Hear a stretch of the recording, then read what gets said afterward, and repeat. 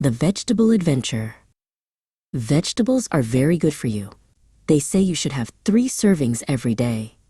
I like green peas. They come in pods, and I also like snow peas. You can eat the pods of snow peas. I also like corn when it's on the cob. It's so sweet and juicy. Carrots are good to eat raw.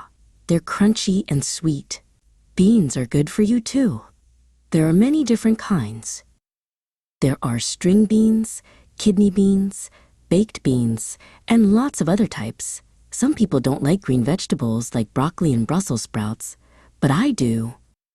You can make a salad and put lots of different vegetables in it.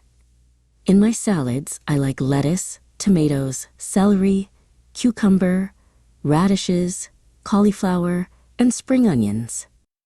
I try to have a salad with dressing on it every day. It makes the vegetables taste even better. My dad, Kale, likes root vegetables like beets and parsnips. My brother, Finn, will only eat potatoes. He likes them baked. My mom likes to buy her vegetables at the market. She says they are fresher there. My mom buys a lot of onions.